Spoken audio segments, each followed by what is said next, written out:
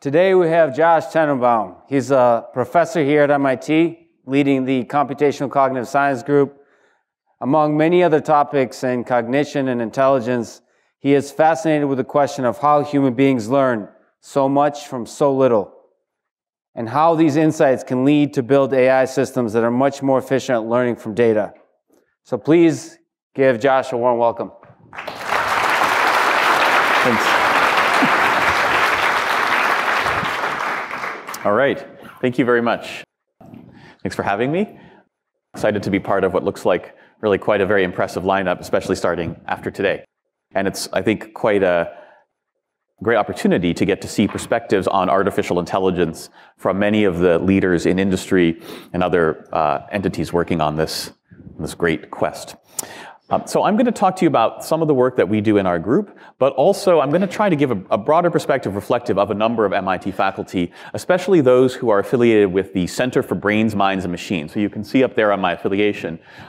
Academically, I'm part of Brain and Cognitive Science, or Course 9. I'm also part of CSAIL, but I'm also part of the Center for Brains, Minds, and Machines, which is an NSF-funded center, science and technology center, which really stands for the bridge between the science and the engineering of intelligence.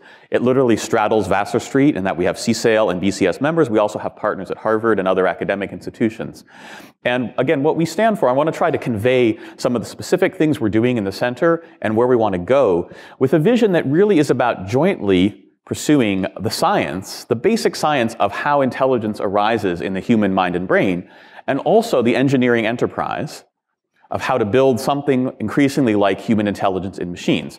And we deeply believe that these two projects have something to do with each other and are best pursued jointly.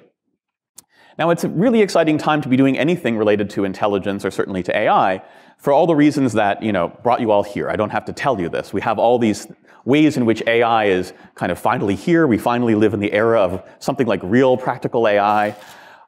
Or for those who've been around for a while and have seen some of the rises and falls, AI is back in a big way.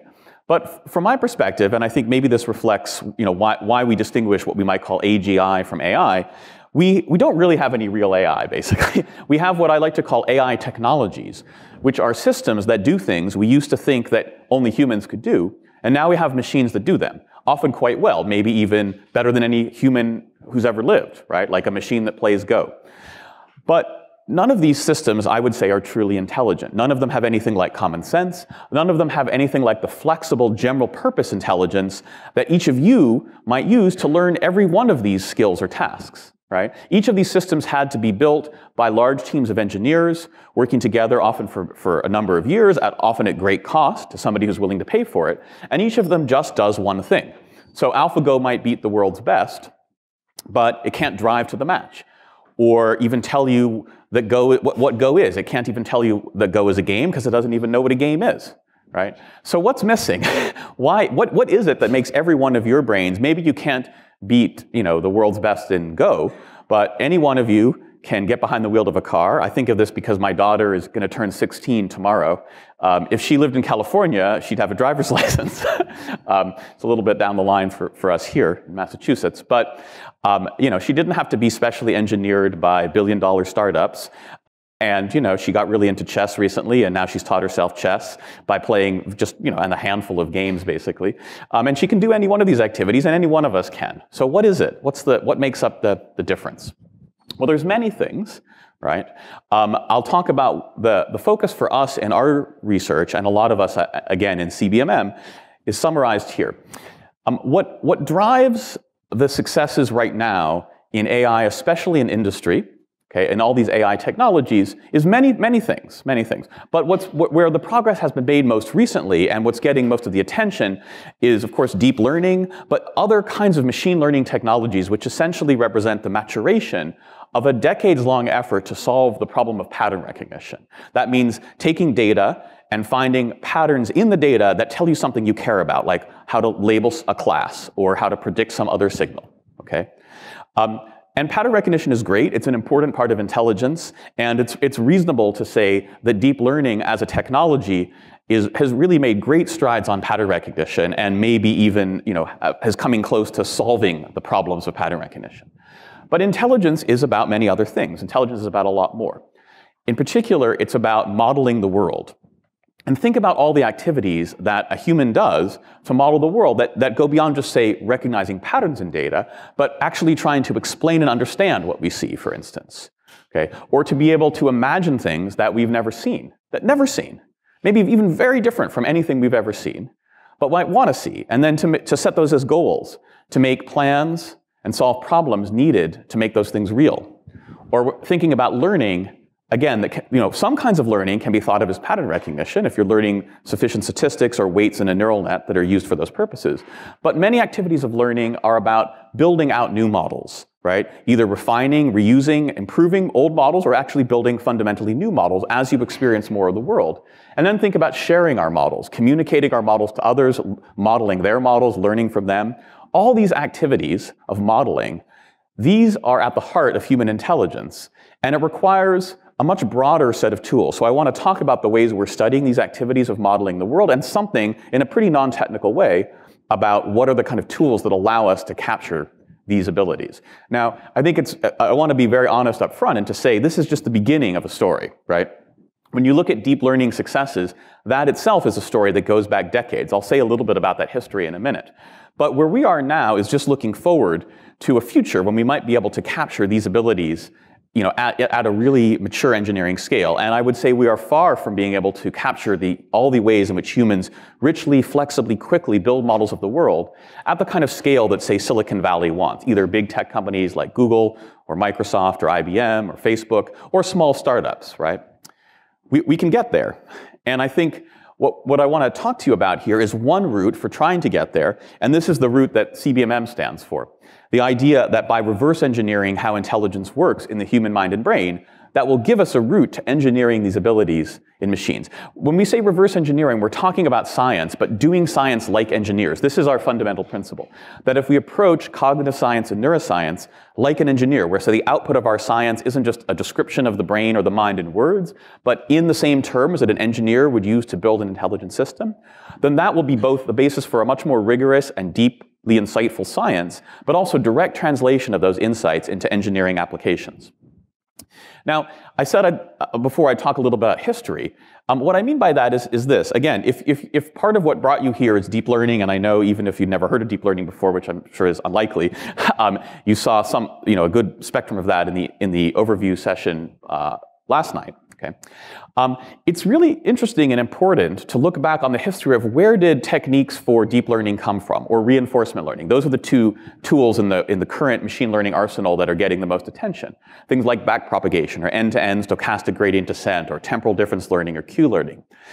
Here's a few papers from the literature. Maybe some of you have read these original papers. Here's the original paper by Rumelhart, Hinton, and colleagues in which they introduced the backpropagation algorithm for training multi-layer perceptrons, right? Multi-layer neural networks. Here's the original perceptron paper by Rosenblatt, which introduced the one-layer version of that architecture and the basic perceptron learning algorithm.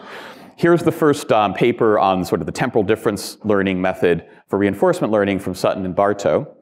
Here's the original Boltzmann machine paper, also by Hinton and colleagues, which, again, is those of you who don't know that architecture, think of a kind of probabilistic, undirected, multi-layer perceptron. Or, for example, before there were LSTMs, if you know about current recurrent neural network architecture, earlier, much simpler versions of the same idea were proposed by Jeff Ellman in his simple recurrent networks. The reason I want to put up the original papers here is for you to look at both when they were published and where they were published. So if you look at the dates, you'll see papers going back to the 80s, but even the 60s or even the 1950s. And look at where they were published. Most of them were published in psychology journals. So the journal Psychological Review, if you don't know it, is like the leading journal of theoretical psychology and mathematical psychology. Okay? Or Cognitive Science, the Journal of the Cognitive Science Society. Or the backprop paper was published in Nature, which is a general interest science journal, but by people who are mostly affiliated with the Institute for Cognitive Science in San Diego. So what you see here is already a long history of scientists thinking like engineers. These are people who are in psychology or cognitive science departments and publishing in those places, but by formalizing even very basic insights about how humans might learn, or how brains might learn in the right kind of math, that led to, of course, progress on the science side, but it led to all the engineering that we see now. It wasn't sufficient, right? We needed, of course, lots of innovations and advances in computing, hardware, and software systems, right? But this is where the basic the basic math came from, and it came from doing science like an engineer. So what I want to talk about in our vision is, what does the future of this look like? If we were to look 50 years into the future, what would we be looking back on now, or over this time scale? Well, here's a long-term research roadmap that reflects some of my ambitions and some of our center's goals, and many others too, right? We'd like to be able to address basic questions, fundamental questions of what it is to be and to think like a human. Questions, for example, of consciousness, or meaning in language, or real learning. Right? Questions like, even beyond the individual, like questions of culture or creativity. Those are our big ideas up there. And for each of these, there are basic scientific questions, right? How do we become aware of the world and ourselves in it? Starts with perception, but it really turns into awareness of yourself and of the world, and what we might call consciousness, right? Or how does a word start to have a meaning? What really is a meaning, and how does a child grasp it? Or how do children actually learn? What do babies' brains actually start with? Are they blank slates, or do they start with some kind of cognitive structure? And then what does real learning look like? These are just some of the questions that we're interested in working on. Or when we talk about culture, we mean, how do you learn all the things you didn't directly experience, right? But that somehow you got from the accumulation of knowledge in society over many generations. Or how do you ever think of new ideas or answers to new questions? How do you think of the new questions themselves? How do you decide what to think about? These are all key activities of human intelligence. When we talk about how we model the world, where our models come from, what we do with our models, this is what we're talking about. And if we could get machines that could do these things, well, again, on the bottom row, think of all the actual real engineering payoffs. Now, in our center, in both my own activities and a lot of what my group does these days, and what a number of other colleagues in the Center for Brains, Minds, and Machines do, as well as very broadly people in BCS and CSAIL, one place where we work on the beginnings of these problems in the near term, this is the long term, like think 50 years, okay? Maybe shorter, maybe longer, I don't know, but think well beyond 10 years, okay? But in the short term, 5 to 10 years, a lot of our focus is around visual intelligence. And there's many reasons for that. Again, we can build on the successes of deep networks and a lot of pattern recognition and machine vision. It's a good way to put these ideas into practice. When we look at the actual brain, the visual system in the brain, in the human and other mammalian brains, for example, is really very clearly the best understood part of the brain. And at a circuit level, it's the part of the brain that's most inspired current deep learning and neural network systems. But even there's things which we still don't really understand like engineers. So here's an example of a basic problem in visual intelligence that we and others in the center are trying to solve. Look around you, and you feel like there's a whole world around you, and there is a whole world around you. You feel like your brain captures it. But what the actual sense data that's coming in through your eyes looks more like this photograph here, where you can see there's a crowd scene, but it's mostly blurry except for a small region of high resolution in the center. So that corresponds biologically to what part of the image is in your fovea. That's the central region of cells in the retina, where you have really high resolution visual data. The size of your fovea is roughly like if you hold out your thumb at arm's length, it's a little bit bigger than that, but not much bigger. Right? Most of the image, in terms of the actual information coming in a bottom-up sense to your brain, is really quite blurry. But somehow, by looking at just one part, and then by saccading around or making a few eye movements, you get a few glimpses, each not much bigger than the size of your thumb at arm's length. Somehow you stitch that information together into what feels like, and really is, a rich representation of the whole world around you. And when I say around you, I mean literally around you. So here's another kind of demonstration. Without turning around, nobody's allowed to turn around, ask yourself what's behind you. Now the answer is going to be different for different people depending on where you're sitting, right? For most of you, you might think, well, I think there's a person pretty close behind me, right? You know you're in a crowded auditorium, although you haven't seen that person, you know that they're there, right?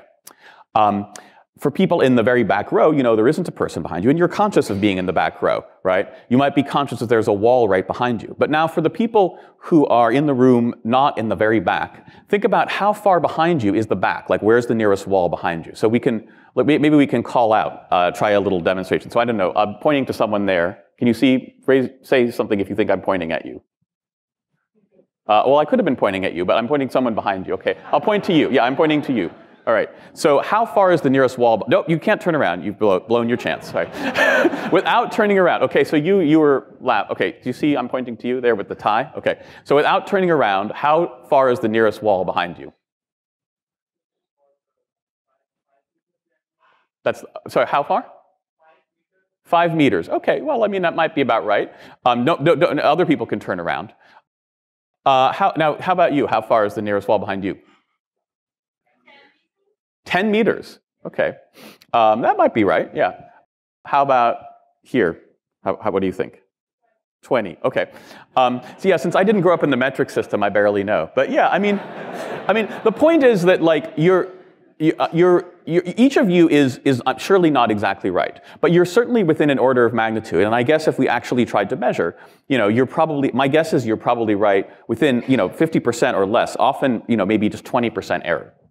Okay, so how do you know this? I mean, even if it's not, what did you say, 20 meters? Even if it's not 20 meters, it's probably closer to 20 meters than it is to 5 or 10 meters, and then it is to 50 meters. So how do you know this? You haven't turned around in a while, right? But some part of your brain is tracking the whole world around you, right? And how many people are behind you? Yeah, like a few hundred, right? I mean, I don't know if it's 200 or 300, but it's not 1,000. I don't think so. And it's certainly not 10 or 20 or 50, right? So you track these things and you use them to plan your actions. Okay, so again, think about how instantly, effortlessly, and very reliably, okay, your brain computes all these things. So the people and objects around you, and it's not just approximations. Certainly when we're talking about what's behind you in space, there's a lot of imprecision. But when it comes to reaching for things right in front of you, very precise shape and physical property estimates needed to pick up and manipulate objects. And then when it comes to people, it's not just the existence of the people, but something about what's in their head, right? You track whether someone's paying attention to you when you're talking to them, what they might want from you, what they might be thinking about you, what they might be thinking about other people. Okay? So when we talk about visual intelligence, this is the whole stuff we're talking about. And you can start to see how it turns into basic questions, I think, of what we might call the beginnings of consciousness, or at least our awareness of ourself in the world, and of ourselves as a self in the world, but also other aspects of higher level intelligence and cognition that are not just about perception, like symbols, right? To describe, even to ourselves, what's around us and where we are, and what we can do with it. You have to go beyond just what we would normally call the stuff of perception to say, the thoughts in somebody's head and your own thoughts about that. Okay. So what we've been doing in CBMM is trying to develop an architecture for visual intelligence. And I'm not going to go into any of the details of how this works, and this is just notional. This is just a picture. It's like just a sketch from a grant proposal of what we say we want to do. But it's based on a lot of scientific understanding of how the brain works. There are different parts of the brain that correspond to these different modules in our architecture, as well as some kind of emerging engineering way to try to capture at the software and maybe even hardware levels how these modules might work. So we talk about a sort of an early module of a visual or perceptual stream, which is like bottom-up visual or other perceptual input. That's the kind of thing that is pretty close to what we currently have in, say, deep convolutional neural networks. But then we talk about some kind of, the output of that isn't just pattern class labels, but what we call the cognitive core, or core cognition. So again, an understanding of space and objects, their physics, other people, their minds. That's the real stuff of cognition that has to be the output of perception. But somehow we have to have, this is what we call the brain OS in this picture. We have to get there by stitching together the bottom-up inputs from a glimpse here, a little bit here and there, and accessing prior knowledge that comes from our memory systems to tell us how to stitch these things together into the really core cognitive representations of what's out there in the world. And then if we're going to start to talk about it in language or to build plans on top of what we have seen and understood, that's where we talk about symbols coming into the picture. Okay. The building blocks of language and plans and so on. Okay. So now we might say, well, okay, this is an architecture that is brain-inspired and cognitively inspired, and we're planning to turn into real engineering.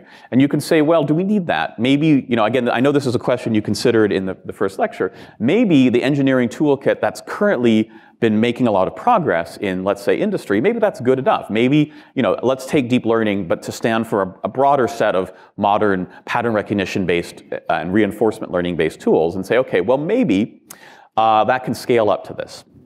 And you might, maybe that's possible. I'm happy in the question period if people want to debate this. My sense is no. I think that it's not, when I say no, I don't mean like it can't happen or it won't happen. What I mean is the highest value, the highest expected route right now is to take this more science-based reverse engineering approach.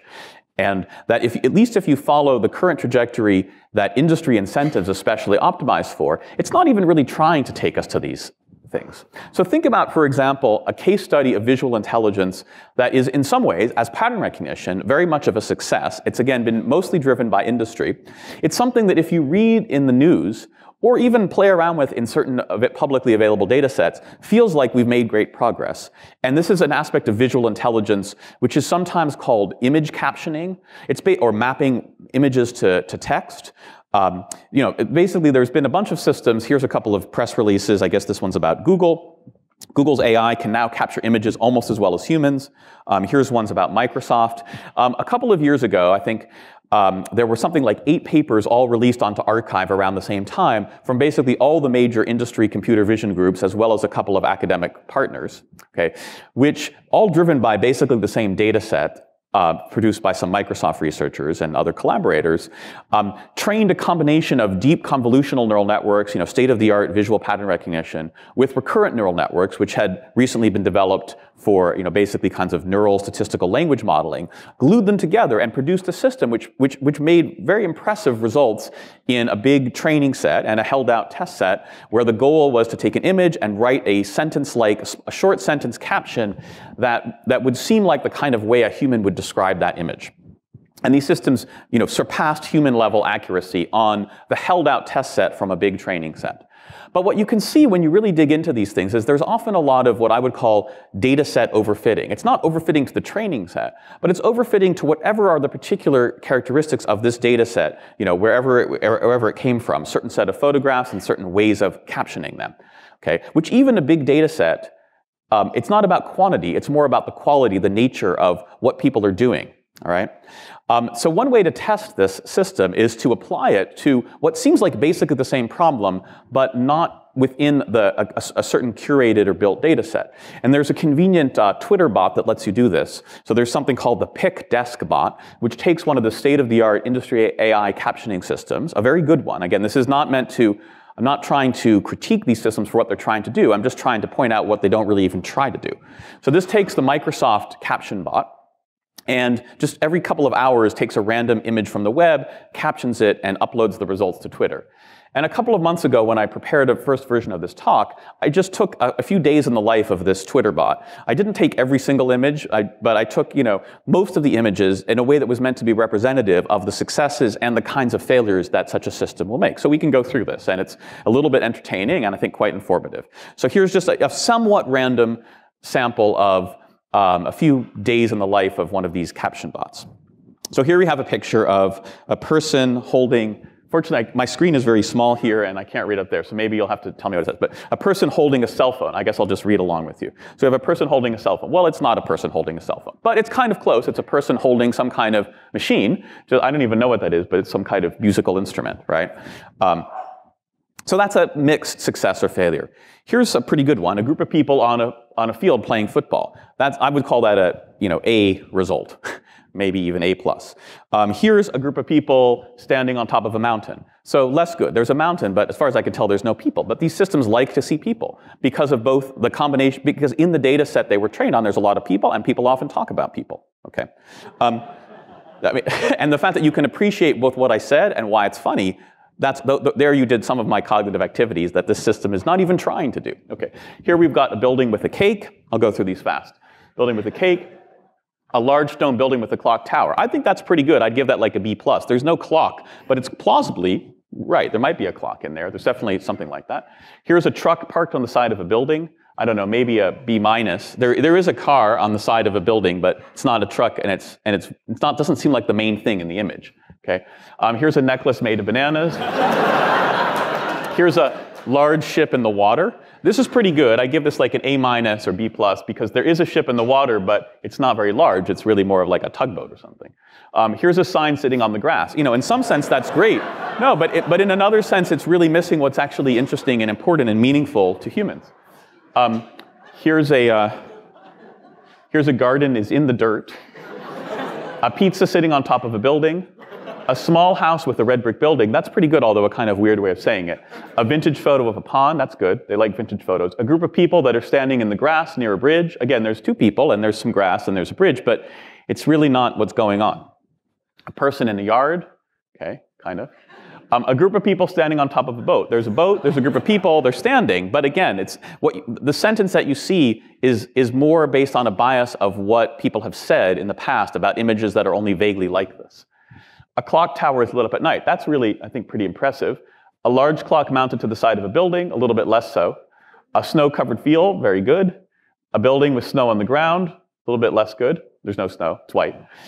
Some people who, I don't know them, but I bet that's probably right, because identifying faces and recognizing people who are famous because they won medals in the Olympics, probably I would trust current pattern recognition systems to get that.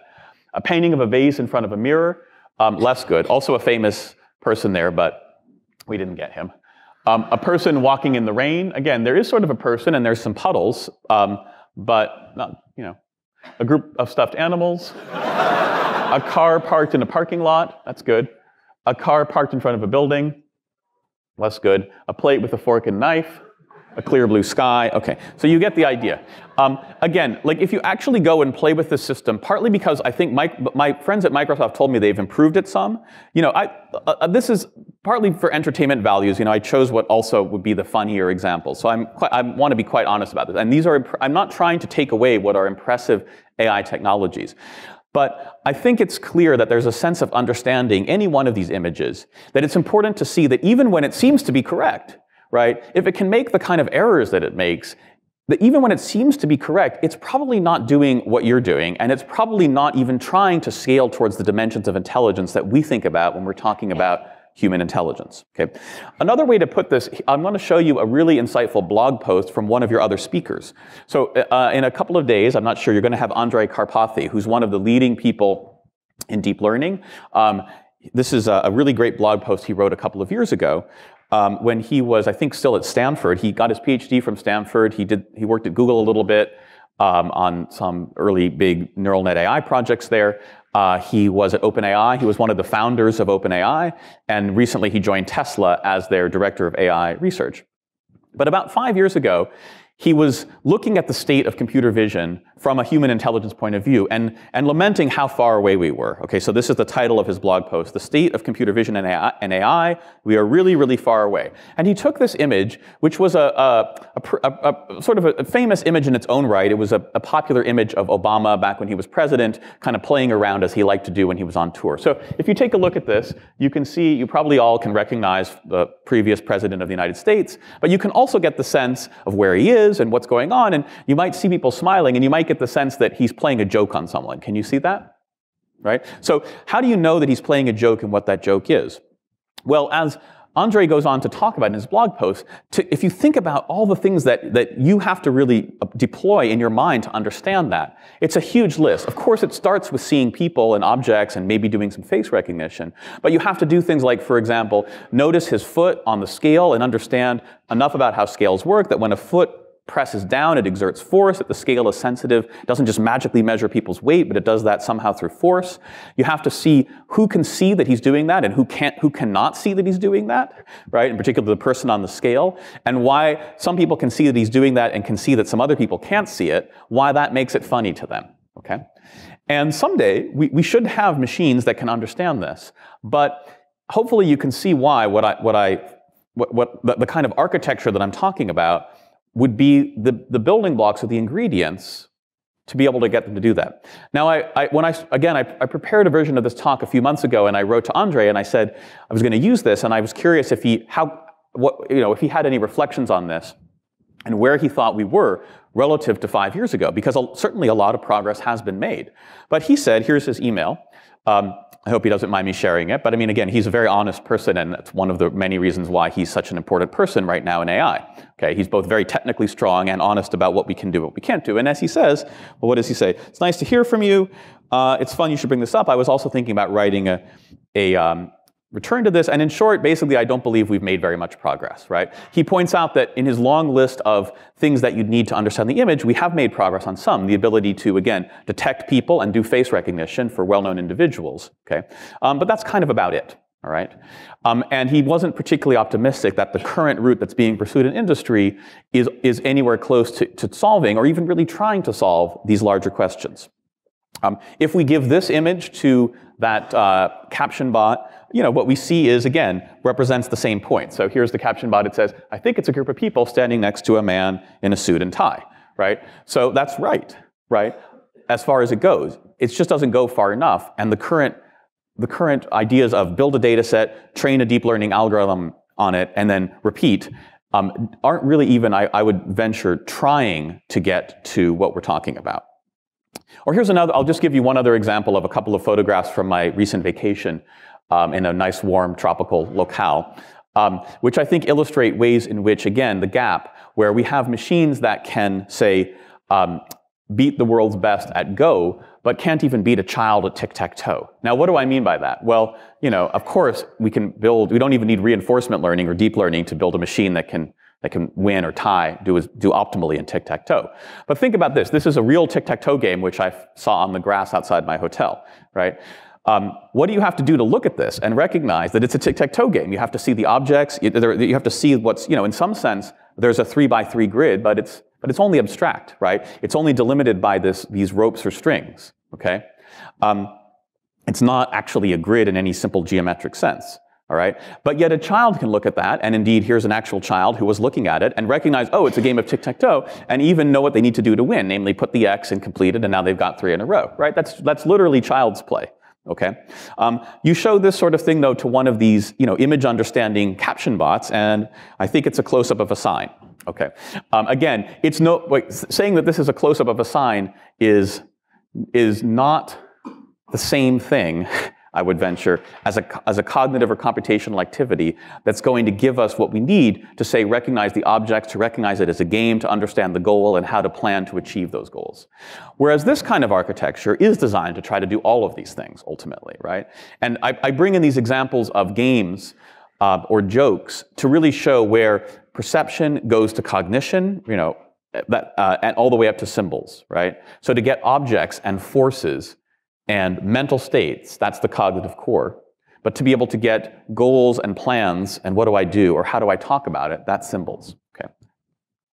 Here's another way into this, and it's one that also motivates, I think, a lot of really good work on the engineering side and a lot of our interest in the science side, is think about robotics and think about what do you have to do to, what does the brain have to be like to control the body? So again, you're going to hear from, shortly, I think maybe it's next week, from Mark Raybert, who's one of the founders of Boston Dynamics, which is one of my favorite companies anywhere. They're, without doubt, the leading maker of humanoid robots, legged locomoting robots in industry. They have all sorts of other really cool robots like dogs, robots that have all, I think you'll even get to see a live demonstration of one of these robots. It's really awesome, impressive stuff. Okay. But what about the minds and brains of these robots? Well, again, if you ask Mark, ask them how much of human-like cognition do they have in their robots, and I think he would say very little. In fact, we have asked him that, and he would say very little. He has said very little. He's actually one of the advisors of our center, and I think in many ways we're very much on the same page. We both want to know, how do you build the kind of intelligence that can control these bodies like the way a human does? All right. Here's another example of an industry robotics effort. This is Google's Arm Farm, where they've got lots of robot arms, and they're trying to train them to pick up objects using various kinds of deep learning and reinforcement learning techniques. And I think it's one approach. I just think it's very, very different from the way humans learn to, say, control their body and manipulate objects. And you can see that in terms of things that go back to what you were saying when you were introducing me, right? Think about how quickly we learn things, right? Here you have the Arm Farm is trying to generate, effectively, maybe if not infinite, but hundreds of thousands, millions of examples of reaches and pickups of objects, even with just a single gripper. And yet a child who in some ways can't control their body nearly as well as robots can be controlled at the low level, is able to do so much more. So I'll show you two of my favorite videos from YouTube here, which motivate some of the research that we're doing. The one on the left is a 1.5-year-old, and the other one's a 1-year-old. So just watch this 1.5-year-old here doing a popular activity for many kids. Is it playing? Do you see video up there? Okay, there we go. Okay, so he's doing this stacking cup activity. Right? He's stacking up cups to make a tall tower. He's got a stack of 3. And what you can see for the first part of this video is it looks like he's trying to make a second stack that he's trying to pick up at once. Basically, he's trying to make a stack of 2 that'll go on the stack of 3. And he's trying to debug his plan because it got a little bit stuck here. And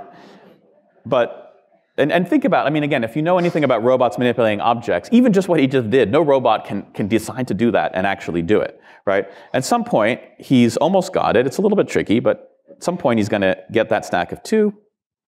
He realizes he has to move that object out of the way. Look at what he just did. Move it out of the way, use 2 hands to pick it up. And now he's got a stack of 2 on a stack of 3, and suddenly, sub-goal completed. He's now got a stack of 5.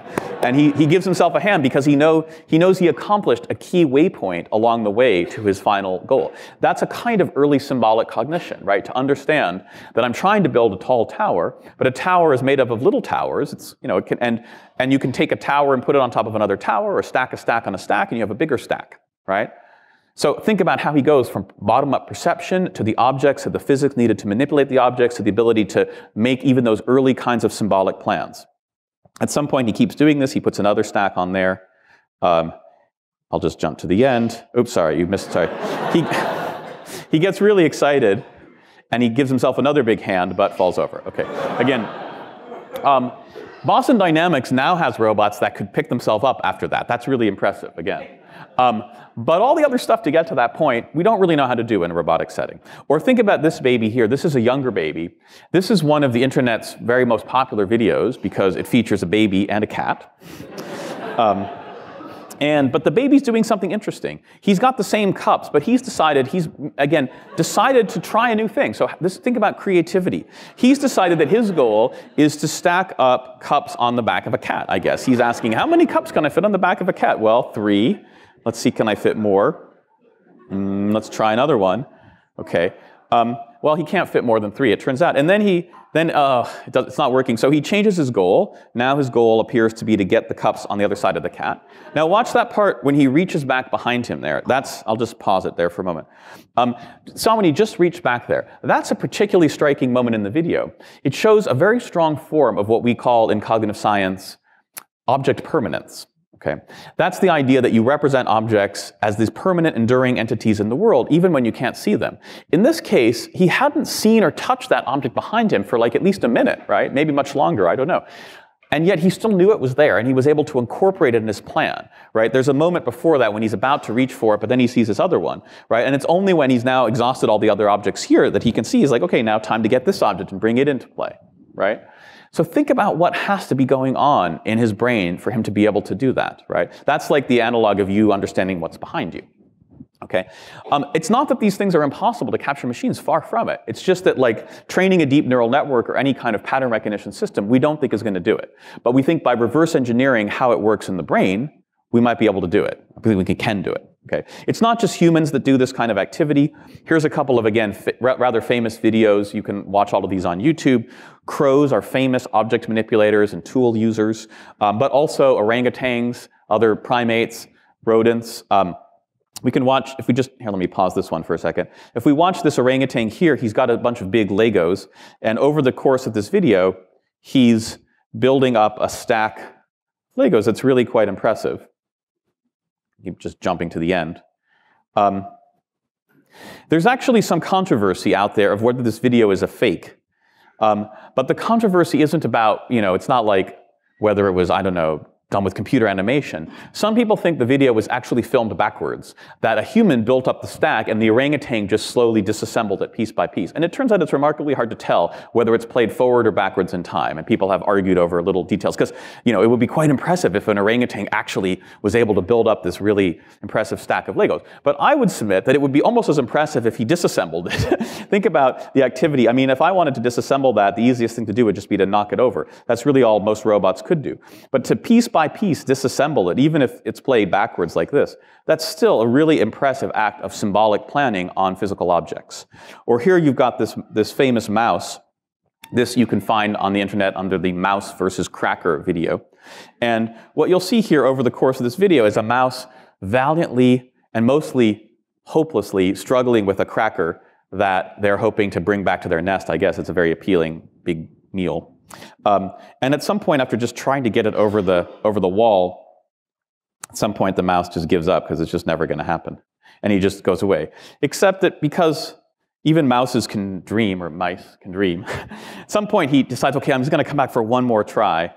And he tries one more time, and this time valiantly gets it over. Yeah, isn't that very impressive? Congratulations, mouse. Okay, you don't have to clap for me. You can clap for me at the end, or clap for whoever later. Okay, but I want to applaud the mouse there every time I see that. Okay, but again, think what had to be going on in his brain to be able to do that. All right, it's a crazy thing, and yet he formulated the goal and was able to achieve it. I'll just show one more video that is really more about science. These other ones are, some of them actually were from scientific experiments, but this is one that motivates a lot of the science that I do, and to me it sets up kind of a grand cognitive science challenge for AI and robotics.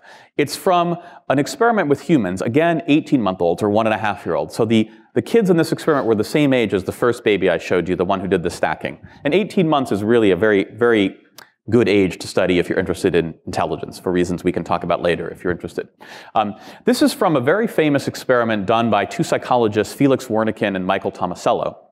And it was studying the spontaneous helping behavior of young children. It also contrasted humans and chimps. And the punchline is that chimps sometimes do things that are kind of like what this human did, but not nearly as reliably or as flexibly. Okay, so not nearly and I'll show you a particular kind of unusual situation where human kids had relatively little trouble figuring out kind of what to do or even whether they should do it, whereas basically no chimp did what you're going to see humans sometimes doing here. So the experimenter in this movie, and I'll turn on the sound here if you can hear it. The experimenter is the tall guy, and the participant is the little kid in the corner. There's sound but no words, right? And at some point he stops, and then the kid just does whatever they want to do. So watch what he does. He goes over, he opens the cabinet, looks inside, then he steps back, and he looks up at Felix, and then looks down.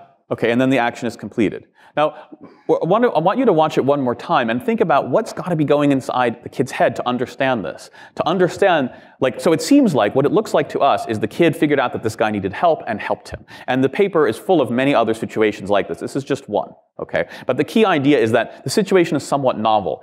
People have seen people holding books and opening cabinets, but probably it's very rare to see this kind of situation exactly, right? It's different in some important details from what you might have seen before. And there's other ones in there that are really truly novel because they just made up a machine right there.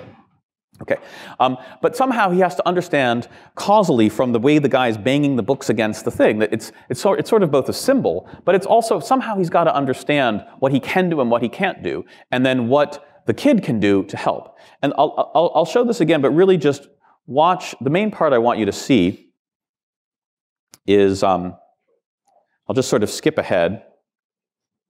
So watch this part here. Let's say I'll just jump.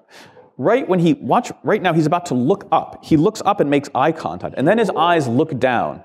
So again, he looks up, and then a saccade, a sudden rapid eye movement down to his hands, up, down. Okay, so that's this brain OS in action, right? He's making one glance, small glance, at the big guy's eyes to make eye contact, to get a signal, did I understand what you wanted? And did you register that joint attention? And then he makes a prediction about what the guy's going to do. So he looks right down. He doesn't just look around randomly. He looks right down to the guy's hands to track the action that he expects to see happening. If I did the right thing to help you, then I expect you're going to put the books there. Okay? So you can see these things happening, and we want to know what's going on inside the mind that guides all of that.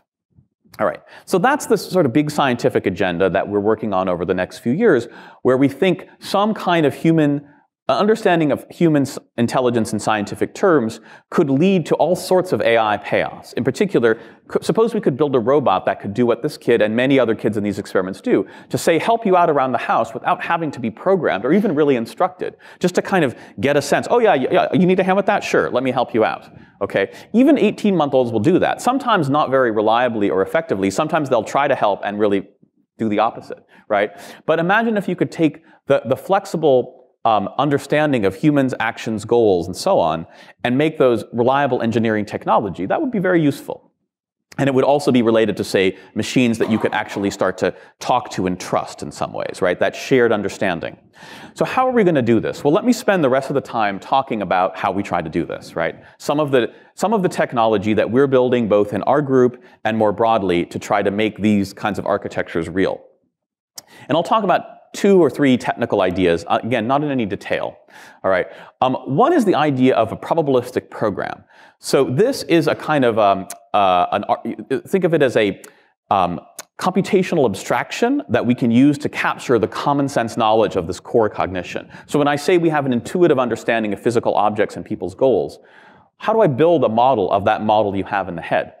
Probabilistic programs, a little bit more technically, are one way to understand them is as a generalization of Bayesian networks or other kinds of directed graphical models, if you know those, okay? But where instead of defining a probability model on a graph, you define it on a program, and thereby have access to a much more expressive toolkit of knowledge representation. So data structures, other kinds of algorithmic tools for representing knowledge. Okay?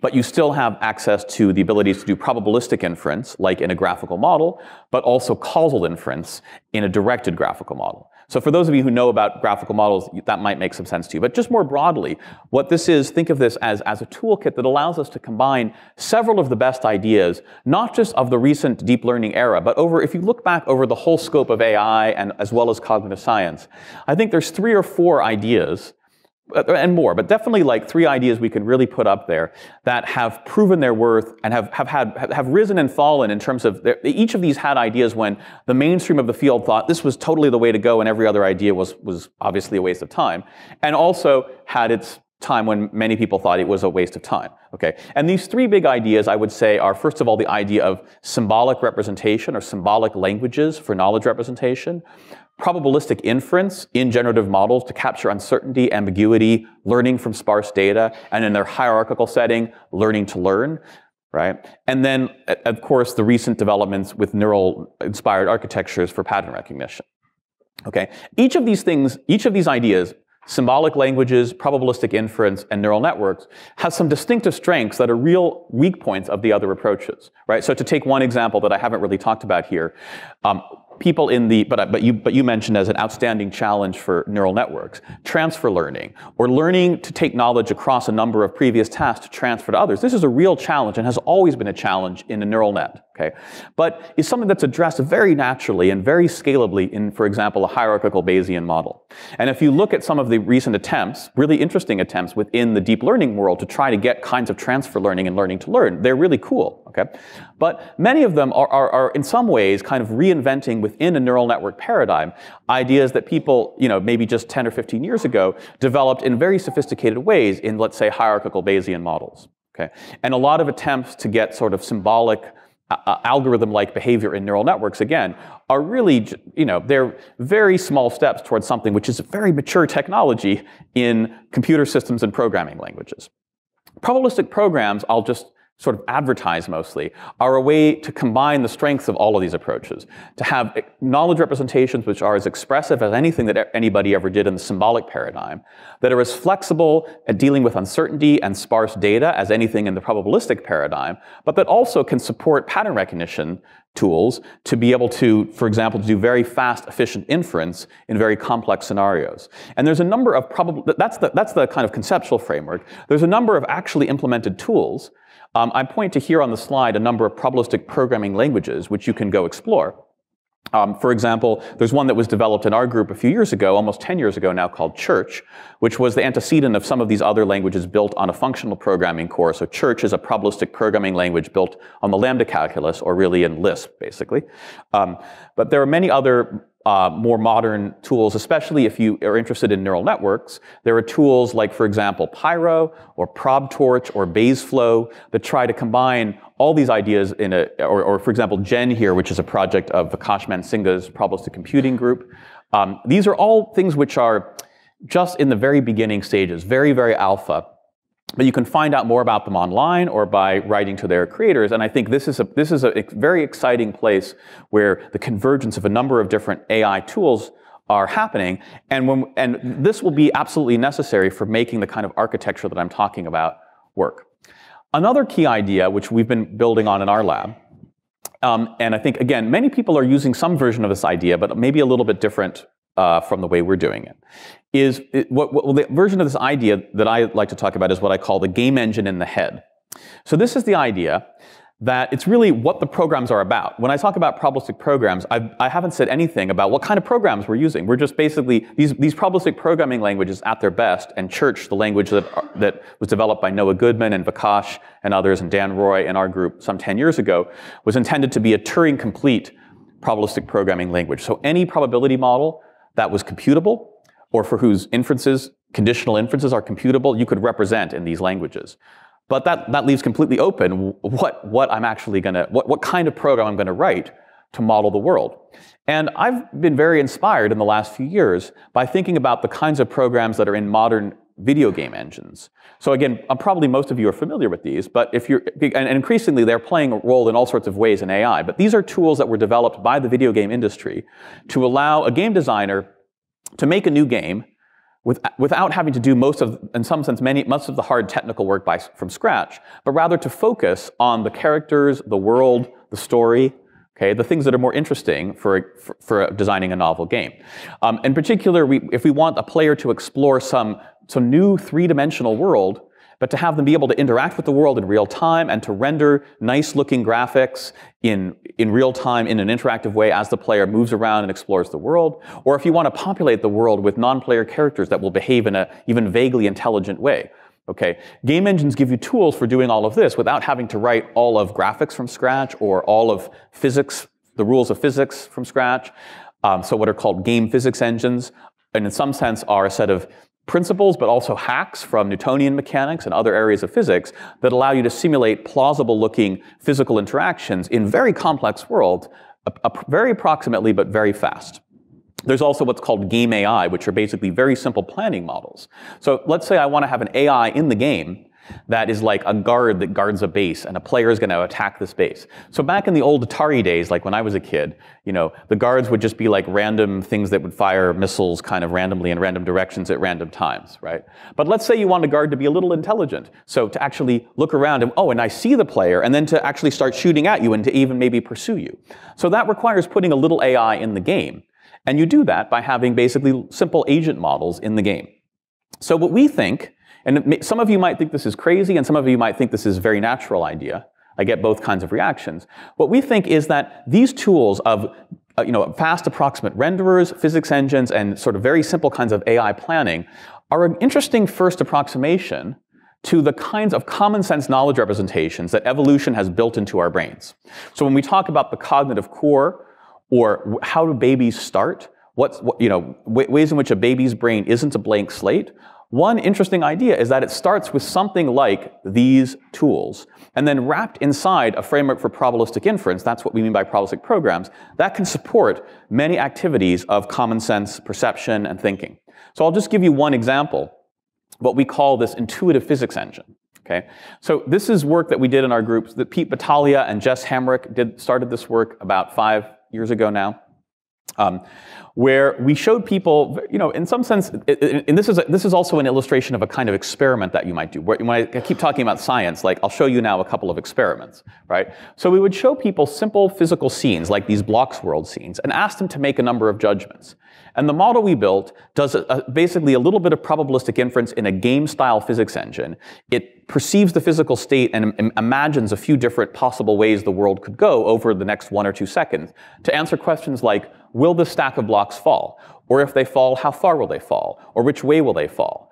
Or what would happen if, say, one color of blocks or one material, like the green stuff, is 10 times heavier than the gray stuff? Or vice versa. How will that change the direction of fall?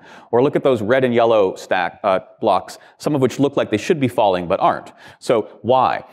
Can you infer from the fact that they're not falling that one color block is much heavier than the other?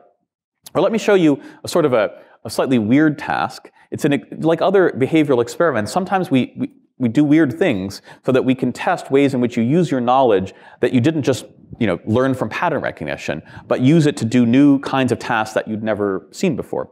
So here's a task which, many of you have maybe seen me talk about these things, so you might have seen this task, but probably only if you saw me give a talk around here before. We call this the red-yellow task, and again, we'll make this one interactive. So imagine that the blocks on the table are knocked hard enough to the table's bumped hard enough to knock some of the blocks onto the floor. So you tell me, is it more likely to be red blocks or yellow blocks? What do you say? Red. Okay, good. How about here? Yellow. Good. How about here? Here? Here? Okay. Here? Here? Okay, so you just experienced for yourself what it's like to be a subject in one of these experiments. We just did the experiment here. The data is all captured on video, sort of, right? Okay, you could see that sometimes people were very quick, other times people were slower. Sometimes there was a lot of consensus, sometimes there was a little bit less consensus, right? That reflects uncertainty. So again, there's a long history of studying this scientifically. You can see the probabilistic inference at work. Probabilistic inference over what? Well, I would say one way to describe it is over one or a few short, low-precision simulations of the physics of these scenes. So here's what I mean by this. I'm going to show you a video of a game engine reconstruction of one of these scenes that simulates a small bump. So here's a small bump. Here's the same scene with the big bump. Okay. Now notice that at the micro level, different things happen. But at the cognitive or macro level that matters for common sense reasoning, the same thing happened. Namely, all the yellow blocks went over onto one side of the table and few or none of the red blocks did. So it didn't matter which of those simulations you ran in your head, you'd get the same answer in this case, right? This is one that's very easy and high confidence and quick. Also, you didn't have to run the simulation for very long. You only have to run it for a few time steps like that to see what's going to happen, or similarly here. You only have to run it for a few time steps, okay? And it doesn't have to be even very accurate. Even a fair amount of imprecision will give you basically the same answer at the level that matters for common sense. So that's the kind of thing our model does. It runs a few low-precision simulations for a few time steps. But if you take the average of what happens there, and you compare that with people's judgments, you get results like what I show you here. This scatter plot shows on the y-axis the average judgments of people, on the x-axis the average judgments of this model, and it does a pretty good job. It's not perfect, but the model basically captures people's graded sense of what's going on in this scene and many of these others, okay? And it doesn't do it with any learning, but I'll come back to that in a second. It just does it by probabilistic reasoning over a game physics simulation. Now we can use, and we have used, the same kind of technology to capture in very simple forms, really just proofs of concept at this point, the kind of common sense physical scene understanding in a child playing with blocks or other objects, or in what might go on in a young child's understanding of other people's actions, what we call the intuitive psychology engine, where now the probabilistic programs are defined over these kind of very simple planning and perception programs. And I won't go into any details. I'll just point to a couple of papers that my group played a very small role in, but we provided some models which, together with some infant researchers, people working on both of these are experiments that were done with 10 or 12-month infants, so younger than even some of the babies I showed you before, but basically like that youngest baby, the one with the cat. Here's an example of showing simple physical scenes. These are moving objects to 12-month-olds where they saw a few objects bouncing around inside a gumball machine, and after some point in time, the scene gets occluded. You'll see the scene is occluded, and then after another period of time, one of the objects will appear at the bottom.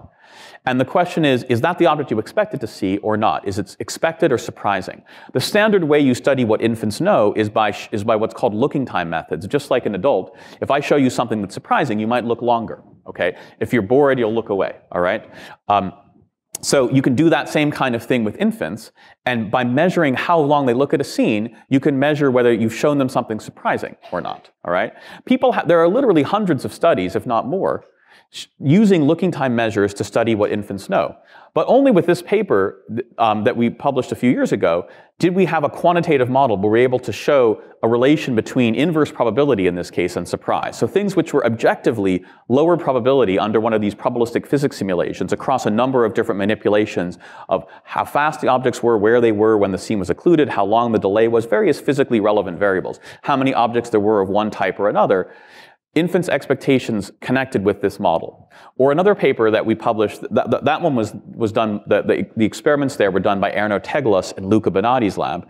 Here is a study that was done just recently by Sherry Liu in Liz Spelke's lab. They're at Harvard, but they're partners with us in CBMM, which was about infants' understanding of goals. So this is more like, again, understanding of agents and intuitive psychology, where in very simple cartoon scenes, you show an infant an agent that seems to be doing something, like an animated cartoon character, but it jumps over a wall, or it rolls up a hill, or it jumps over a gap.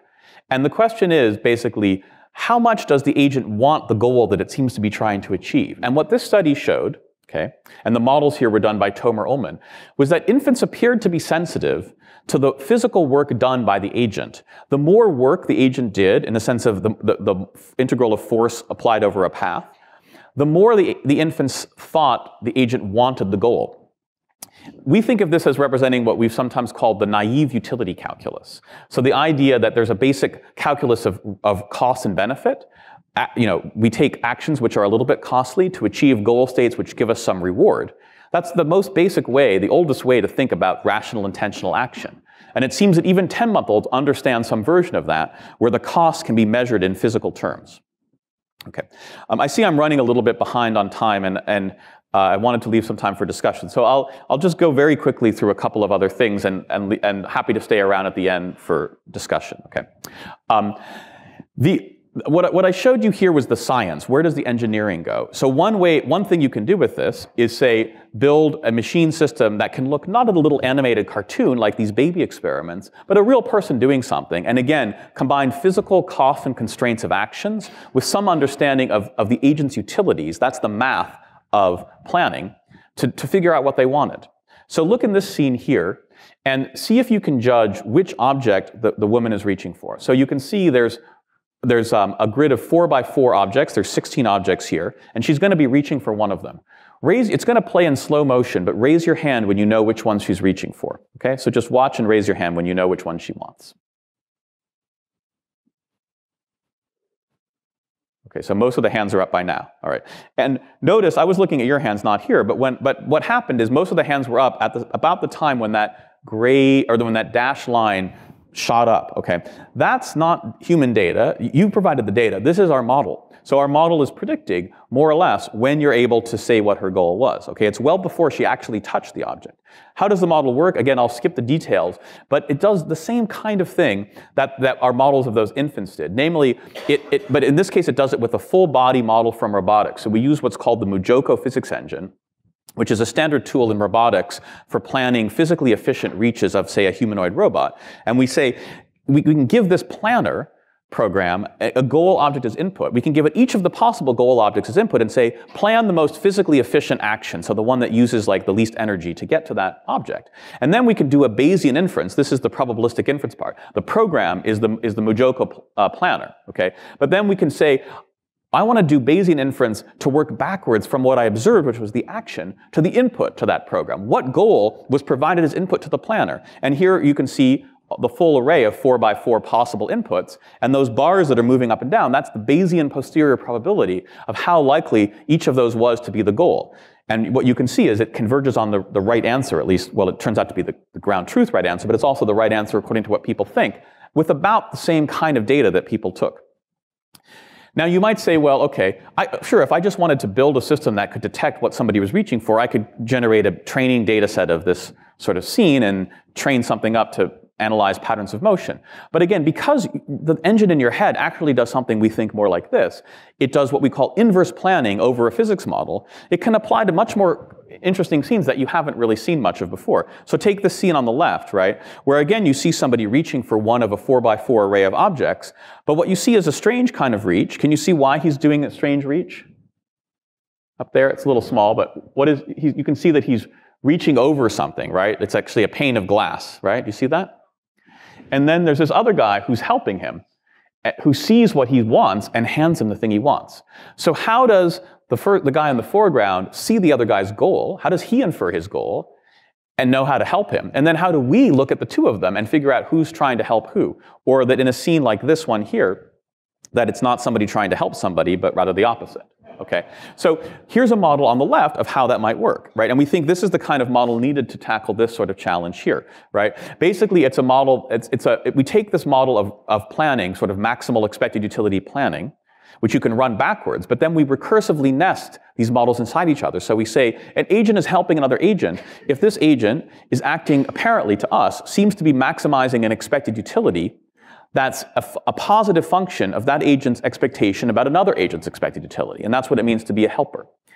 Hindering is sort of the opposite, if one seems to be trying to lower somebody else's utility. Okay? And we've used these same kind of models to also describe infants' understanding of helping and hindering in a range of scenes. I'll just say one last word about learning, because everybody wants to know about learning. And the key thing here, and it's definitely part of any picture of AGI, but the thought I want to leave you on is really about what learning is about. Okay, it'll be just a few more slides and then I'll stop, I promise. None of the models I showed you so far really did any learning. They certainly didn't do any task-specific learning, okay? We set up a probabilistic program and then we let it do inference. Now that's not to say that we don't think people learn to do these things. We do. But the real learning goes on when you're much younger, right? Everything I showed you in basic form, even a 1-year-old baby can do. Okay, the basic learning goes on to support these kinds of abilities. Not that there isn't learning beyond 1 year, but the basic way you learn to, say, solve these physics problems is what goes on in your in the brain of a child between 0 and 12 months. So this is just an example of some phenomena that come from the literature on infant cognitive development. These are very rough timelines. You can take pictures of this if you like. This is always a popular slide because it really is quite inspiring, I think, and I can give you lots of literature pointers. But I'm summarizing in very broad strokes with big error bars what we've learned in the field of infant cognitive development about when and how kids seem to at least come to a certain understanding of basic aspects of physics.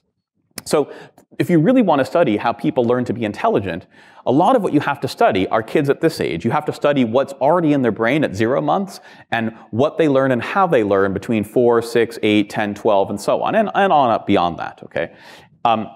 Now, effectively what that amounts to, we think, is if what you're learning is something like, let's say, an intuitive game physics engine to capture these basic abilities, then what we need, if we're going to try to reverse engineer that, is what we might think of as a program learning program. If your knowledge is in the form of a program, then you have to have programs that build other programs, right? This is what I was talking about at the beginning about learning as building models of the world. Or ultimately, if you think what we start off with is something like a game engine that can play any game, then what you have to learn is the program of the game that you're actually playing, or the many different games that you might be playing over your life. So think of learning as like programming the game engine in your head to fit with your experience and to fit with the possible actions that you seem like you can take. Now, this is what you could call the hard problem of learning if you come to learning from, say, neural networks or other tools in machine learning, right? So what makes most of machine learning go right now, and certainly what makes neural networks so appealing, is that you can set up basically a big function approximator that can approximate many of the functions you might want to do in a certain application or task, but in a way that's end-to-end differentiable, and with a meaningful cost function. So you can have one of these nice optimization landscapes, you can compute the gradients and basically just roll downhill until you get to an optimal solution. But if you're talking about learning as something like search in the space of programs, we don't know how to do anything like that yet. We don't know how to set this up as any kind of a nice optimization problem with any notion of smoothness or gradients, okay? Rather, what we need is instead of learning as like rolling downhill effectively, right? A process which just, if you're willing to wait long enough, some simple algorithm will take care of. Think of what we call the idea of learning as programming. There's a popular metaphor in cognitive development called the child as scientist, which emphasizes children as active theory builders and children's play as a kind of casual experimentation. But this is the algorithmic complement to that, what we could call the child as coder, or around MIT we'll say the child as hacker. But the rest of the world, if you say child as hacker, they think of someone who breaks into your email and steals your credit card numbers. We all know that hacking is, making your code more awesome, right? If your knowledge is some kind of code or library of programs, then learning is all the ways that a child hacks on their code to make it more awesome. That more awesome can mean more accurate, but it can also mean faster, more elegant, more transportable to other applications or other tasks, more explainable to others, maybe just more entertaining. Okay? Children do have all of those goals in learning. And the activities by which they make their code more awesome also correspond to many of the activities of coding. Right? So think about all the ways on a day-to-day basis you might make your code more awesome. All right? You might have a big library of existing functions with some parameters that you can tune on a data set. That's basically what you do with backprop or stochastic gradient descent in training a deep learning system. But think about all the ways in which you might actually modify the underlying function. So write new code, or take old code from some other thing and map it over here, or make a whole new library of code, or refactor your code to some other basis for that will work more robustly and be more extensible, or transpiling or compiling, right? Or even just commenting your code, or asking someone else for their code. Okay, again, these are all ways that we make our code more awesome, and children's learning has analogs to all of these that we would want to understand as an engineer from an algorithmic point of view. So in our group, we've been working on various early steps towards this. And again, we don't have anything like writing programs at the level of children's learning algorithms. But one example of something that we did in our group, which you might not have thought of being about this, but it's definitely the AI work we did that got the most attention in the last couple of years from our group. We had this paper that was in Science. It was actually on the cover of Science, sort of just hit the market at the right time, if you like, and it got about 100 times more publicity than anything else I've ever done, which is partly a testament to the really great work that Brendan Lake, who was the first author, did for his PhD here, but much more so just about the hunger for AI systems at the time when we published this in 2015. And we built a machine system that, the way we described it, was doing human-level concept learning for simple concept, very simple visual concepts, these handwritten characters in many of the world's alphabets. For those of you who know the famous MNIST data set, the data set of handwritten digits 0 through 10, or through 9, sorry, that drove so much good research in deep learning and pattern recognition. It did that not because Jan LeCun, who put that together, or Jeff Hinton, who did a lot of work on deep learning with MNIST, they weren't interested fundamentally in character recognition, that they saw that as a very simple test bed for developing more general ideas. And similarly, we did this work on getting machines to do a kind of one-shot learning of generative models, also to develop more general ideas. We saw this as learning very simple, little mini probabilistic programs. In this case, what are those programs? They're the programs you use to draw a character. So ask yourself, how can you look at any one of these characters and see, in a sense, how somebody might draw it? The way we tested this in our system was this little visual Turing test, where we showed people one character in a novel alphabet, and we said, draw another one. And then we compared 9 people, like say on the left, and 9 samples from our machine, say on the right. And we asked other people, could you tell which was the human drawing another example or imagining another example, and which was the machine? And people couldn't tell. When I said one's on the left, one's on the right, I don't actually remember. And on different ones, you can see if you can tell. It's very hard to tell. Can you tell which is, for each one of these characters, which new set of examples were drawn by a human versus a machine? Here's the right answer, and probably you couldn't tell. The way we did this was by assembling a simple kind of program learning program, right? So we basically said, when you draw a character, you're assembling strokes and substrokes with goals and subgoals that produce ink on the page. And when you see a character, you're working backwards to figure out what was the program, the most efficient program that did that. So you're basically inverting a probabilistic program, doing Bayesian inference to the program most likely to have generated what you saw. This is one small step, we think, towards being able to learn programs, to being able to learn something ultimately like a whole game engine program. The last thing I'll leave you with is just a pointer to sort of work in action, right? So this is some work being done by a current PhD student who works partly with me, but also with Armando Solar-Lezama in CSAIL. This is Kevin Ellis.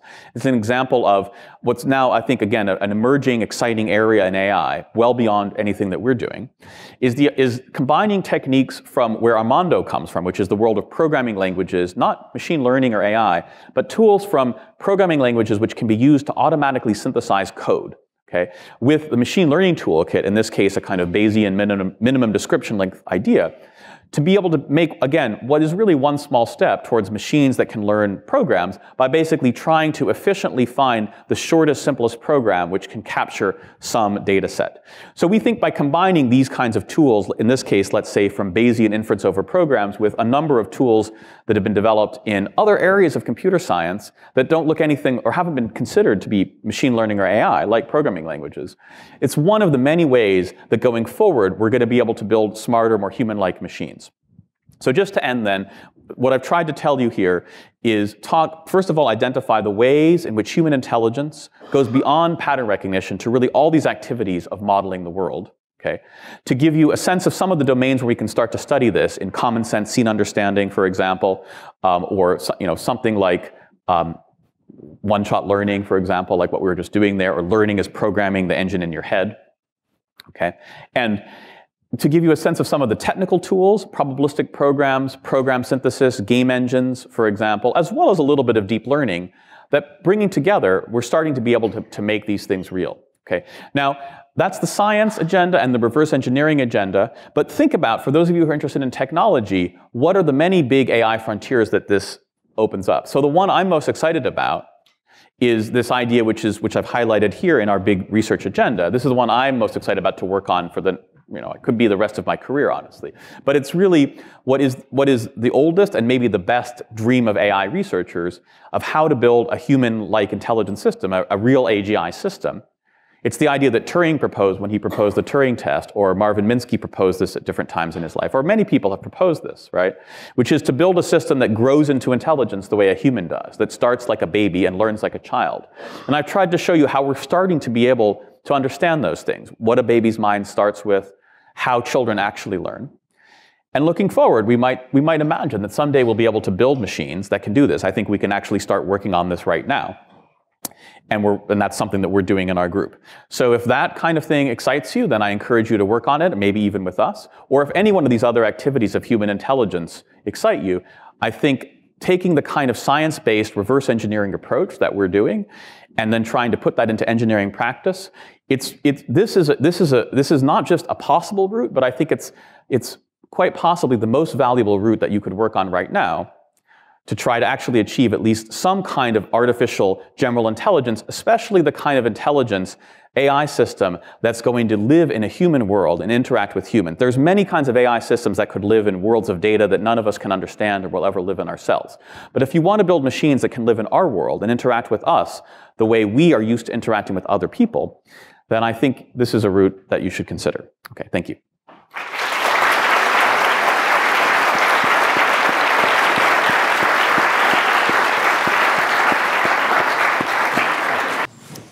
Hi there. So early in the talk you expressed some skepticism about whether or not industry would get us to understanding human-level intelligence. It seems that there's a couple of trends that favour industry. One is that industry is better than academia at accumulating resources and ploughing them back into the topic. And it seems at the moment we've got a bit of brain drain going on from academia into industry, and that seems like an ongoing trend. If you look at something like learning to fly or learning to fly into space, then it looks like the story is one of industry kind of taking over the field and going off on its own a little bit. I mean, academics still have a role, but industry kind of dominates. So is industry going to overtake the field, do you think? Well, that's a really good question, and it's got several good questions packed into one there, right? I didn't mean to say, this wasn't meant to say, go academia, bad industry, right? What I tried to say was the approaches that are currently getting the most attention in industry, and that are really, because they're really the most valuable ones right now for the short term. You know, any industry is really focused on what it can do, what are the value propositions on basically a 2-year timescale at most. I mean, if you ask, say, Google researchers to take the most prominent example, that's pretty much what they'll all tell you, okay? Maybe things that might, pay off initially in 2 years, but maybe take 5 years or more to really develop. But if you can't show that it's going to do something practical for us in 2 years in a way that matters for our bottom line, then it's not really worth doing, okay? So what I'm talking about is the technologies which right now industry sees as meeting that specification. And what I'm saying is right now, I think that's not where the route is to something like human-like, but not the most valuable promising route to human-like kinds of AI systems, all right? But I hope that, like in the case, as you said, the basic research that we're doing now will be successful enough that it will get the attention of industry when the time is right. But I think, I hope at some point, it will, at least the engineering side will have to be done in industry, not just in academia. But you're also pointing to issues of like brain drain and other things like that I think these are real issues confronting our community. I think everybody knows this, and I'm sure this will come up multiple times here, which is, I think we have to find ways to, even now, to combine the best of the ideas, the energy, and the resources of academia and industry if we want to keep doing basically something interesting, right? If we just want to redefine AI to be, well, whatever people currently call AI but scaled up, well then fine, forget about it. Or if we just want to say, let me and people like me do what we're doing at what industry would consider a snail's pace on toy problems, okay, fine. But if we want to, if I want to take what I'm doing to the level that will really be, paying off, that level that industry can appreciate, or just that really has technological impact on a broad scale, right? Or I think if industry wants to take what it's doing and really build machines that are actually intelligent, right? Or machine learning that actually learns like a person, then I think we need each other now and not just in some point in the future. So this is a general challenge for MIT and for everywhere, and for Google. I mean, we just spent a few days talking to Google about exactly this issue. In fact, this was a talk I prepared partly for that purpose. So we wanted to raise those issues, and it's just, I mean, really, I don't know rather I can think of some solutions to that problem of what you could call brain drain from the academic point of view, or what you could call just narrowing into certain local minima in the industry point of view. But they will require the leadership of both academic institutions like MIT and companies like Google being creative about how they might work together in ways that are a little bit outside of their comfort zone. I hope that will start to happen, including at MIT. and at many other universities, and at companies like Google and many others. And I think we need it to happen for the health of all parties concerned. Okay, thank you very much. Thanks. I'm curious about sort of the premise that you gave, that one of the big gaps missing at determining intelligence is the fact that we need to teach machines how to recognize models. And I'm curious as to what you think sort of non-goal-oriented cognitive activity comes into play there, things like feelings and emotions, and why you don't think that might not necessarily be like the most important question. So the only reason emotions didn't appear on my slide is because there's a few reasons, but the slide is only so big. I wanted the font to be big, readable for such an important slide. I've had versions of my slide in which I do talk about that. Okay, it's not that I think feelings or emotions aren't important. I think they are important, and I used to not have many insights on it about what to do about them, but actually partly based on some of my colleagues here at MIT, BCS, Laura Schultz and Rebecca Sachs, two of my cognitive colleagues who I work closely with. They've been starting to do research on how people understand emotions, both their own and others, and we've been starting to work with them on computational models. So that's actually something I'm actively interested in and even working on. But I would say, and again, for those of you who study emotion or know about this, actually you're going to have Lisa coming in, right? So she's going to basically say a version of the same thing, I think. The deepest way to understand, she's one of the world's experts on this, the deepest way to understand emotion is very much based on our mental models of ourselves, of the situation we're in, and of other people, right? Think about, for example, all of the different, I mean, if you think about, I mean, again, Lisa will talk all about this, but if you think about emotion as just a very small set of what are sometimes called basic emotions, like being happy or angry or sad or, those are a small number of them, right? There's usually only a few, right? You might see that as somehow like very basic things that are opposed to some kind of cognitive activity. But think about all the different words we have for emotion, right? For example, think about a famous cognitive emotion like regret. What does it mean to feel regret? Or frustration, right?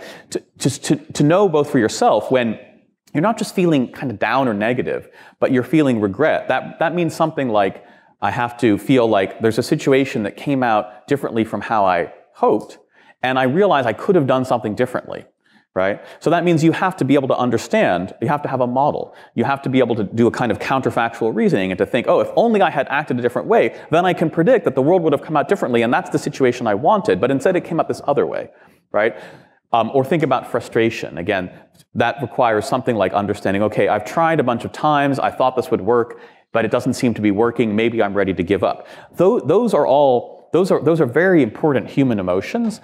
We have to understand ourselves, we need that, to understand other people, to understand communication. But those are all filtered through the kinds of models of action that just the ones I was talking about here with these, say, cost-benefit analyses of action. So I'm just trying to say, I think this is very basic stuff that will be the basis for building, I think, better engineering style models of the full spectrum of human emotion beyond just like, well, I'm feeling good or bad or scared, okay? And I think when you see Lisa, she will, in her own way, say something very similar. Interesting. Thanks. Yeah. Thanks, Josh, for your nice talk. So all is about human cognition and try to build a model to mimic those cognition, but how much could help you to understand how the circuit implement those things? You mean like the circuits in the brain? Yeah. And is that what you work on by any chance? Sorry, what? Is that what you work on by any chance? Yeah. Yeah, I know. I'm kidding. Yeah. So in the Center for Brains, Minds, and Machines, as well as in Brain and Cognitive Science, I have a number of colleagues who study the actual hardware basis of this stuff in the brain, and that includes like the large-scale architecture of the brain, say like what Nancy Kamwisher or Rebecca Sachs study with functional brain imaging, or the more detailed circuitry, which usually requires recording from, say, non-human brains, right, at the level of individual neurons and connections between neurons. All right. So I'm very interested in those things, although it's not mostly what I work on. Right? But I would say, again, like in many other areas of science, certainly in neuroscience, the kind of work I'm talking about here in a sort of classic reductionist program sets the target for what we might look for. Like if I just want to go, what I would assert, right, or my working conjecture is that if you do the kind of work that I'm talking about here, it gives you the right targets or gives you a candidate set of targets to look for. What are the neural circuits computing? right? Whereas if you just go in and just say, start poking around in the brain, or have some idea that what you're going to try to do is find the neural circuits which underlie behavior, without a sense of the computations needed to produce those behaviors, I think it's going to be very difficult to know what to look for and to know when you've found even viable answers. So I think that's the standard kind of reductionist program. But it's not. I also think it's not one that is divorced from the study of neural circuits.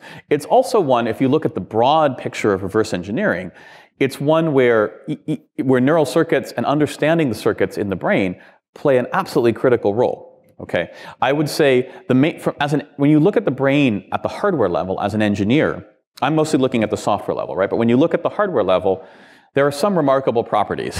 One remarkable property, again, is how much parallelism there is, and in many ways, how fast the computations are, okay? Neurons are slow, but the computations of intelligence are very fast. So how do we get elements that are, in some sense, quite slow in their time constant to produce such intelligent behavior so quickly? That's a great mystery, and I think if we understood that, it would have payoff for building all sorts of basically application-embedded circuits, okay?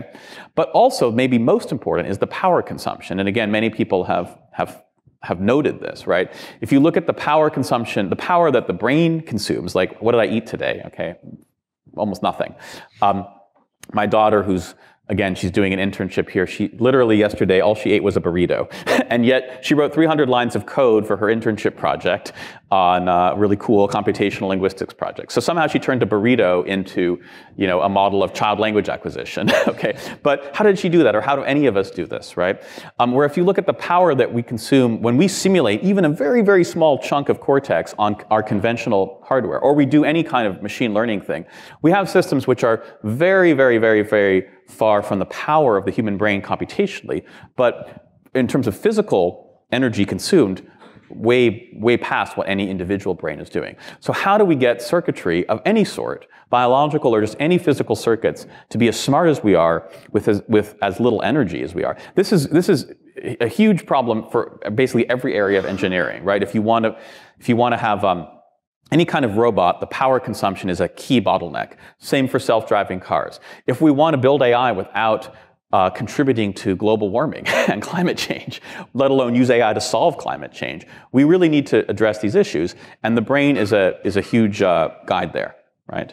I think there are some people who are really starting to think about this. How can we, say, for example, build somehow brain-inspired computers which are very, very low power, but maybe only approximate? So I'm thinking here of Joe Bates. I don't know if some of you know Joe. He's been around MIT and other places for quite a while. Can I tell them about your company? So Joe has a startup in Kendall Square called Singular Computing, and they have some very interesting ideas, including some actual implemented technology for low-power approximate computing in a sort of a brain-like way that might lead to possibly even like the ability to build something, this is Joe's dream, to build something that's about the size of this table, but that has a billion cores, and runs on a reasonable kind of power consumption. I would love to have such a machine. If anybody wants to help Joe build it, I think he'd love to talk to you. But it's one of a number of ideas. I mean, Google X people are working on similar things. Probably most of the major chip companies are also inspired by this idea. And I think even if you didn't think you were interested in the brain, if you want to build the kind of AI we're talking about and run it on physical hardware of any sort, then understanding how the brain's circuits compute what they do, what I'm talking about, with as little power as they do, I don't know any better place to look. It seems like a lot of the improvements in AI have been driven by increasing like computational power. Yeah. How far would you say? You mean like GPUs or CPUs? Yeah. Uh-huh. How far would you say we are from hardware that could run a general artificial intelligence? Of the kind that I'm talking about? Yeah, I don't know. I'll start with a billion cores and then we'll see. I think there's no way to answer that question in a way that's software independent. I don't know how to do that, right? But I think that it's. I don't know, like, when you say how far are we, you mean how far am I with the resources I have right now? How far am I if Google decides to put all of its resources at my disposal, like they might if I were working at DeepMind? I don't know the answer to that question. But I think what we can say is this. individual neurons, I mean, again, this goes back to another reason to study neural circuits. If you look at what we currently call neural networks in the AI side, the model of a neuron is this very, very simple thing, right? Individual neurons are not only much more complex, but have a lot more computational power. It's not clear how they use it or whether they use it, but I think it's just as likely that a neuron is something like a ReLU, right, is that a neuron is something like a computer. Like one neuron in your brain is more like a CPU node, okay, maybe. And thus, the 10 billion or trillion, the large number of neurons in your brain, I think it's like 10 billion cortical pyramidal neurons or something, might be like 10 billion cores, okay? For example, that's at least as plausible, I think, to me as any other estimate.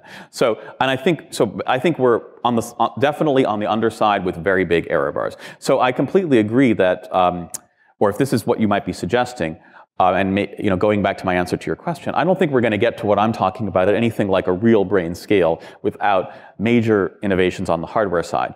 And it's interesting that what drove those innovations that support current AI was mostly not AI. It was the video game industry.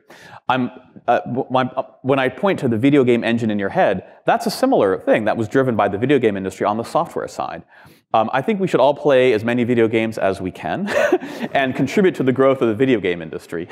because I mean, you can see this in there are companies out there, for example, there's a company called Improbable, which is a London company, London-based startup, a pretty sizable startup at this point, which is building something that they call Spatial OS, which is it's not a hardware idea, but it's a kind of software idea for very, very big distributed computing environments to run much, much more complex, realistic simulations of the world for much more interesting, immersive, permanent video games. I think that's one thing that hopefully that will lead to more fun new kinds of games. But that's one example of where we might look to that industry to drive some of the just computer systems, really hardware and software systems that will take our game to the next level. Josh, understanding on the algorithmic level or cognitive level is just to understanding the meaning of learning would be how to predict. But on the circuit level is different. But at the what level? On the circuit level. Well, of course it's different, right? But already I think you made a mistake there, honestly. Like you said, the cognitive level is learning how to predict, but I'm not sure what you mean by that. There's many things you could mean, and what our cognitive science is about is learning which of those versions. Like I don't think it's learning how to predict. I think it's learning what you need to know to plan actions and to all those things. Like it's not just about predicting. It's because there are things we can imagine that you would never predict because they would never happen unless we somehow make the world different. So generalization, sorry, not predicting. Okay. When your model could generalize. But especially in the transfer learning that you are interested in, a few hundred of neurons in prefrontal cortex, they could generalize a lot. Yes. But not kind of a Bayesian model could do that. You said, but a Bayesian model won't do that? Or they don't do it the way a Bayesian model does? For sure, because that's in the abstract level. Well, I mean, how do you really know? And what does it mean to say that some neurons do it? So maybe another way to put this is to say, look, we have a certain math that we use to capture these, you could call it abstract, or I call it software level abstractions, right? I mean, all engineering is based on some kind of abstraction, but you might have a circuit level abstraction, a certain kind of hardware level that you're interested in describing the brain at, and I'm mostly working at or starting from a more software level of abstraction, right? They're all abstractions. We're not talking about molecules here, right? We're talking about some abstract notion of maybe a circuit or of a program, okay, right? Now, it's a really interesting question. If I look at some circuits, how do I know what program they're implementing, right? If I look at the circuits in this machine, could I tell what program they're implementing? Well, maybe, but certainly it would be a lot easier if I knew something about what programs they might be implementing before I start to look at the circuitry. If I just looked at the circuitry without knowing what a program was or what programs the thing might be doing or what kind of programming components would be mappable to circuits in different ways, right? I don't even know how I'd begin to answer that question. So I think, we've made some progress at understanding what neurons are doing in certain low-level parts of sensory system and certain parts of the motor system, like primary motor cortex, like basically the parts of the neurons that are closest to the inputs and outputs of the brain, right? Where we don't, well, you could say we don't need the kind of software abstractions that I'm talking about, or where we sort of agree on what those things already are, so we can make enough progress on knowing what to look for and how to know when we found it. But if you want to talk about flexible planning, things that are more like cognition, that go on in prefrontal cortex, right? At this point, I don't think that just by recording from those neurons, we're going to be able to answer those questions in a meaningful engineering way.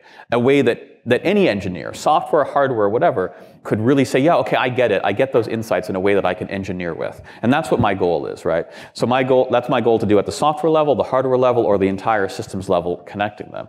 And I think that, we can do that by taking what we're doing and bringing into contact with people studying neural circuits. But I don't think you can leave this level out and just go straight to the neural circuits. And I think the more progress we make, the more we can help people who are studying at the neural circuit level, and they can help us address these other engineering questions that we don't really have access to, like the power issue or the speed issue. Thank you. Okay, thanks. Well, that was great. Okay. So maybe give Josh a big hand.